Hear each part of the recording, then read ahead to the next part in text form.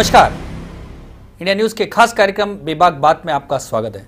पिंजरे के पंछी रे, तेरा दर्द न जाने कोई, कह न सके तू अपनी जवानी, तेरी भी पंछी क्या जिंदगानी रे। विधि ने तेरी कथा लिखी, आंसू कलम डुबोए, तेरा दर्द न जाने कोई।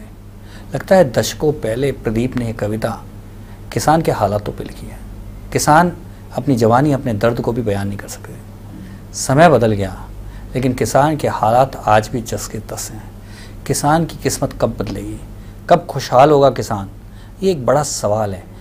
इन सवालों का जवाब देने के लिए आज हमारे साथ हैं भारतीय जनता पार्टी राजस्थान के किसान मोर्चा के अध्यक्ष कैलाश चौधरी। कैलाश जी, आपकी मोदी सरकार को 3 साल हो गए।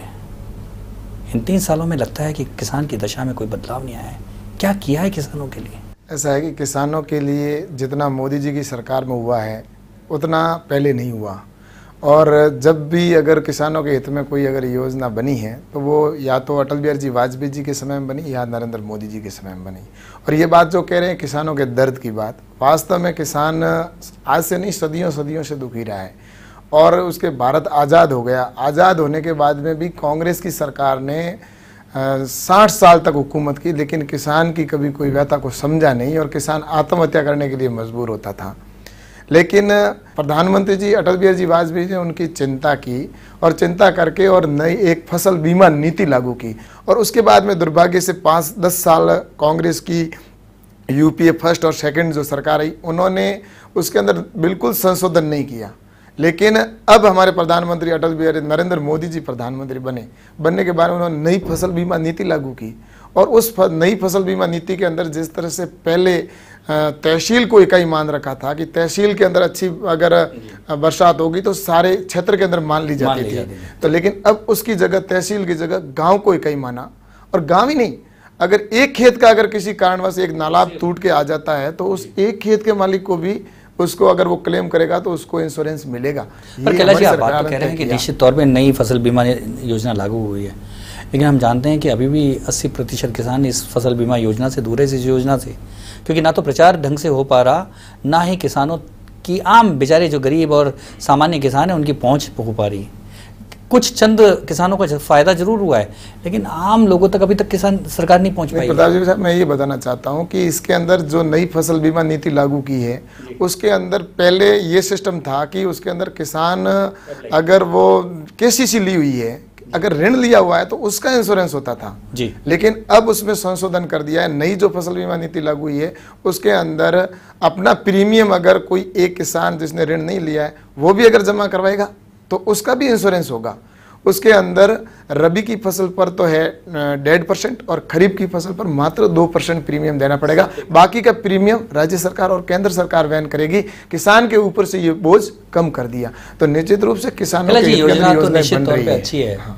लेकिन किसान की पहुंच कैसे हो, किसान तक पहुंचे कैसे? क्योंकि अभी भी बहुत बड़ी संख्या में किसान इस योजना से अछूते हैं और सरकारी तंत्र जिस तरह से काम करता है आप जानते हैं, अभी तक किसान वंचित है। मैं आपसे इसमें कहना चाहूँगा कि आज राजस्थान की बात करें चाहे पूरे देश की बात करें, पिछली बार हमारे यहाँ पर राजस्थान के अंदर आपदा आई थी तो उस समय विधानसभा चल रही थी, तो विधानसभा के अंदर विधायकों को 2 दिन की छुट्टी करके और उनको क्षेत्र के अंदर विधायकों को भेजा था। और भेजकर वहाँ पर किसानों के जो गिरदावरी रिपोर्ट है, बाकायदा हर पटवारी को विधायकों ने स्वयं ने जाकर वहाँ पर गिरदावरी रिपोर्ट बनाई थी। और गिरदावरी रिपोर्ट जो सही फैक्चुअल रिपोर्ट थी वो गई और उसके आधार पर पिछले साल का मुआवजा किसानों को मिला। और उसके बाद में उससे जो पिछला साल था उसके अंदर और जब हमारे नुकसान हुआ, किसानों के जब फसल का नुकसान हुआ, तो उस बार का इस बार हमारे को किसानों को अभी मुआवजा मिला है जो करोड़ों में मिला है। ये बड़ा सवाल है, क्योंकि आप तो किसान पुत्र भी हैं, आपका बैकग्राउंड ये है, आप जानते हैं कि किसान के लिए जो कैश है, जो रुपया है, वो कितना महत्वपूर्ण रखता है, क्योंकि हर 6 महीने में उसको इन्वेस्टमेंट करना होता है, हर 3 महीने में इन्वेस्टमेंट करना होता है। और ये जो मुआवजा है वो 1-1 साल 1.5 साल बाद मिल रहा है। क्या है, व्यवस्था में सुधार नहीं हो सकता? किसान को मुआवजा उसको जब जरूरत है तब मिल जाए। जितनी भी व्यवस्था हुई है वो मैंने पहले जैसे बताया भारतीय जनता पार्टी के शासन में हुई है। पहले किसान के जब बरसात होती थी उससे पहले किसान को ये चिंता रहती थी भाई साहब कि वो कहाँ से पैसा लाएगा, कहाँ से खेत को बोएगा, कहाँ से फसल तैयार करेगा।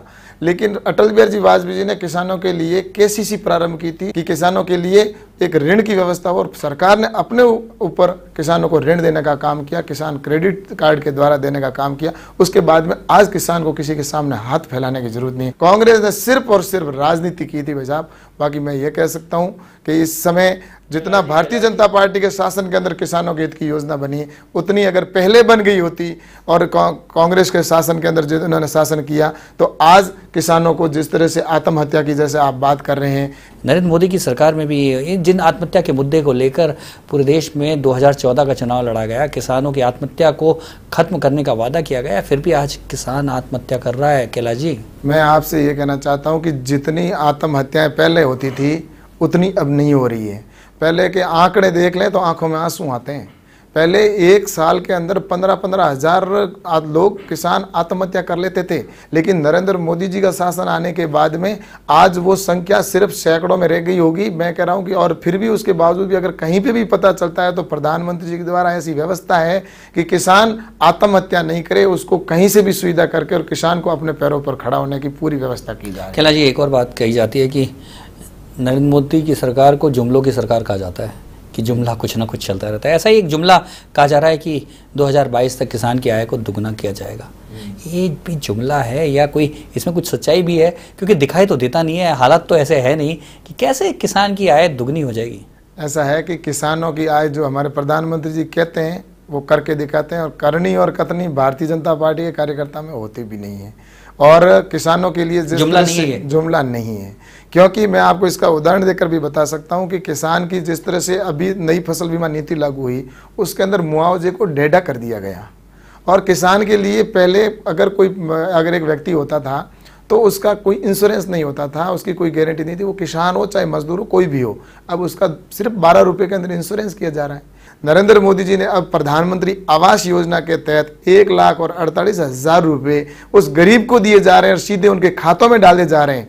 बीच में न तो कोई किसी बिचौलिए को रखा है, सीधा पैसा उस किसान के खाते में जाता है, उस मजदूर के खाते में जाता है, उस गरीब व्यक्ति के खाते में जाता है, और वो स्वयं 1.5 लाख का मकान स्वयं बनाता है।